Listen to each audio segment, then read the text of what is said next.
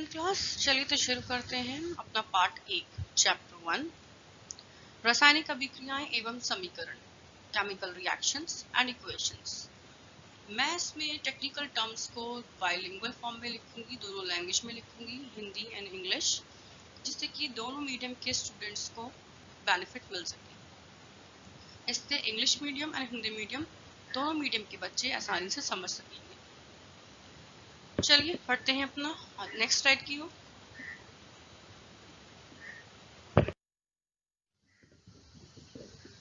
सबसे पहले हम पढ़ेंगे रासायनिक अभिक्रियाएं, केमिकल रिएक्शंस क्या होती है। बहुत ही सिंपल सी बात है, किसी चीज जब कि रिएक्शन होगी उसके लिए हमें दो पदार्थों की जरूरत तो पड़ती है। तो जब दो या दो से अधिक पदार्थ मिलकर आपस में कोई तीसरा पदार्थ बनाते हैं जो गुण में बिल्कुल अलग हो, उसे तब हम ये मानते हैं कि इसमें केमिकल रिएक्शन हुई है, रासायनिक अभिक्रिया हुई है। जो पदार्थ रिएक्ट करते हैं उन्हें हम रिएक्टेंट्स कहते हैं, यानी कि अभिकारक। और रिएक्शन होने के बाद जो पदार्थ, जो सब्सटेंस फॉर्म होते हैं उन्हें हम कहते हैं उत्पाद, प्रोडक्ट्स। और मैंने पहले भी इसमें बताया था, जो हमारे प्रोडक्ट्स फॉर्म होते हैं वो गुण में रिएक्टेंट से बिल्कुल अलग होते हैं। उदाहरण मैंने इसमें दे रखा है, लाइक सपोज कर लीजिए आपने टू सब्सटेंसेस लिए हैं ए एंड बी, दोनों को आपने आपस में प्लस किया है, कि आपस में रिएक्शन कराई है। रिएक्शन के बाद इसमें फॉर्म होगा सी।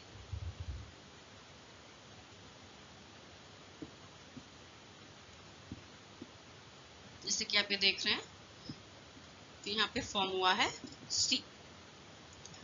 अब इसके बाद मैं इसमें आपको क्लियर कर दूं, ये जो ए और बी हमने लिए थे ये है हमारे अभिकारक यानी कि रिएक्टेंट्स, और जिससे बना है सी ये है उत्पाद यानी कि प्रोडक्ट्स।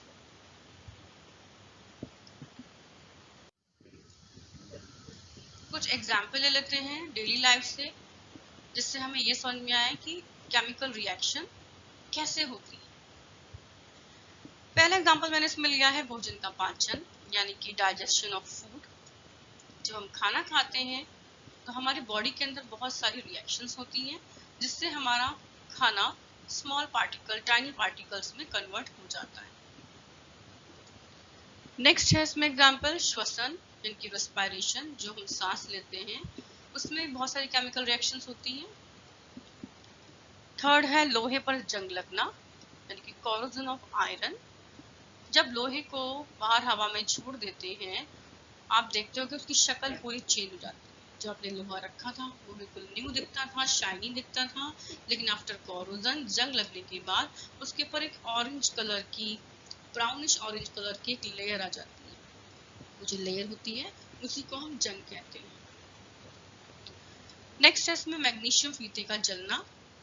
मैग्नीशियम फीते को जब जलाया जाता है उसमें से भी केमिकल रिएक्शंस होती हैं, वो बर्न हो जाता है और कन्वर्ट हो जाता है वाइट कलर की पाउडर में, जिसे हम राख भी कहते हैं हिंदी में। तो एक वाइट कलर के पाउडर में, राख में वो कन्वर्ट हो जाता है, and this is because of chemical reactions. Next है दही का बनना। जब घर में आप दही बनाते हैं, मम्मी दही बनाती हैं, तो बहुत बड़े कंटेनर में दूध लेती हैं और उसमें थोड़ा सा दही डाल देती हैं। आप देखते होंगे 4 to 5 आवर्स के बाद में उस पूरे दूध का दही बन गया। कैसे? क्योंकि इसमें केमिकल रिएक्शंस हुई है, रासायनिक अभिक्रिया। अब इसके बाद हम जानेंगे रासायनिक अभिक्रिया के प्रेक्षण, डिटर्मिनेशन ऑफ केमिकल रिएक्शंस।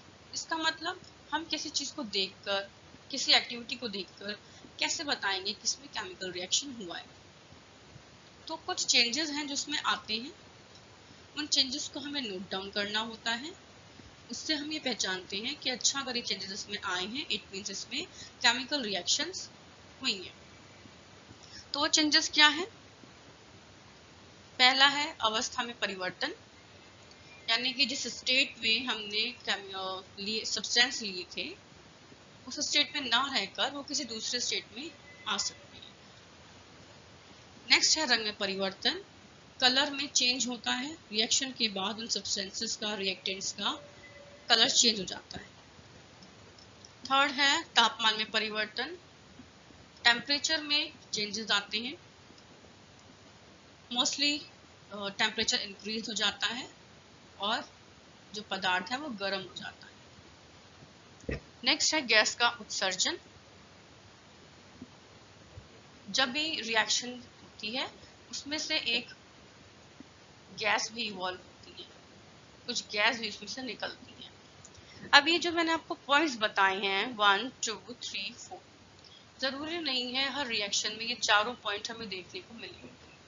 हो सकता है किसी में हमें 3 ही देखने को मिले, हो सकता है किसी में हमें 2 ही पॉइंट देखने को मिले, और ये भी हो सकता है किसी में हमें 1 ही पॉइंट देखने को मिले, लेकिन इनमें से कुछ ना कुछ होगा जरूर।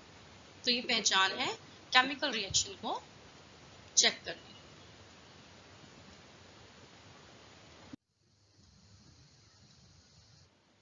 अब है रासायनिक परिवर्तन को प्रदर्शित करना, टू इंडिकेट केमिकल चेंजेस।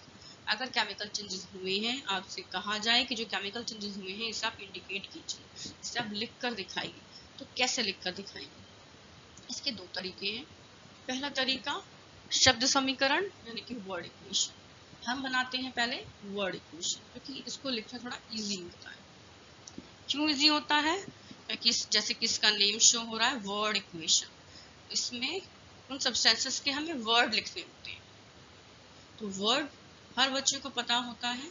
अगर आपको पता है आपने क्या सब्सटेंस ली है तो आपको उसका नाम तो पता होगा, तो इजीली आप उसका नाम लिख सकते हैं। सपोज कर लीजिए जैसे आपने लिया है जिंक और साथ में लिया है सल्फ्यूरिक अम्ल। इन दोनों को आपने आपस में रिएक्ट कराया है।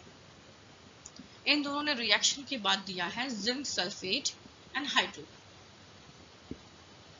ये मैंने इसके नीचे इंडिकेट किया हुआ है LHS, इस साइड में इंडिकेट किया हुआ है RHS।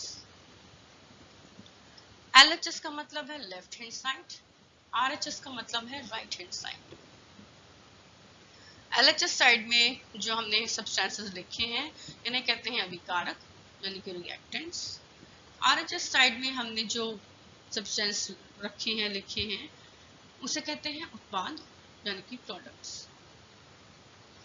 अब देखिए सेम इसी वर्ड इक्वेशन को लिखने का एक और तरीका है, वो है ये रासायनिक समीकरण यानी कि केमिकल इक्वेशन। इसमें क्या होता है, हमें सब्सटेंस का सिंबल पता होना चाहिए, उसका सिंबल हम इसमें लिखेंगे तभी ये फॉर्म हो पाएगा। तो हर बच्चे को सिंबल लर्न नहीं होता है, लेकिन सबको लर्न होना चाहिए। आप 10th में हो। अब जैसे हमने जिंक लिया था ऊपर, तो जिंक का सिंबल क्या होता है, कैपिटल Z। सिंबल में हमेशा याद रखेंगे जो भी फर्स्ट लेटर होगा वो कैपिटल होगा, उसके बाद में जो नेक्स्ट लेटर आएगा वो स्मॉल होगा। ये हमेशा यूनिवर्सल एक लॉ है इसका, इसे ऐसे ही लिखते हैं। जिंक को लिया है हमने सल्फ्यूरिक अम्ल के साथ में। सल्फ्यूरिक अम्ल का फॉर्मूला होता है H2SO4 और इसने फॉर्म किया है जिंक सल्फेट। जिंक सल्फेट का फॉर्मूला होता है ZnSO4 प्लस हाइड्रोजन। हाइड्रोजन का फॉर्मूला है इसमें H2। इस तरीके से इसने 2 मॉलिक्यूल ऑफ हाइड्रोजन बनाए। आइए अब शुरू कर लेते हैं रासायनिक समीकरण, केमिकल इक्वेशंस। रासायनिक समीकरण क्या होती है? रासायनिक अभिक्रिया रासायनिक समीकरण द्वारा दर्शाई जाती है। इसमें तत्वों के सूत्रों का उपयोग किया जाता है। अगर आपसे कोई कहे कि आपको एक रासायनिक अभिक्रिया बतानी है, शो करनी है, तो आप कैसे शो करेंगे? आप ऐसे नहीं बताएंगे कि आपने जिंक लिया, उसमें सल्फ्यूरिक अम्ल लिया, मिलाया, ऐसे जिंक सल्फेट बन गया। नहीं, आप ऐसे नहीं करेंगे। आप इनके लिए इनके सिंबल्स का यूज करेंगे, इनके सूत्र का इस्तेमाल करेंगे। साथ में उनकी भौतिक अवस्था भी लिखनी होती है और बहुत सारी आवश्यक परिस्थितियां भी होती हैं, जैसे कि ताप, दाब, उत्प्रेरक। उत्प्रेरक कहते हैं कैटलिस्ट को, जो किसी भी रिएक्शन को, अभिक्रिया को तेज या धीरे करने में मदद करता है। इन सबको हम तीर के निशान के ऊपर या नीचे दिखाते हैं। तो आज की हमारे इस वीडियो में था इतना ही। इसके आगे के टॉपिक लेके मैं आपके सामने हाजिर होंगी अपनी नेक्स्ट वीडियो में। तो मिलते हैं अपने नेक्स्ट वीडियो में, तब तक के लिए नमस्कार, जय हिंद।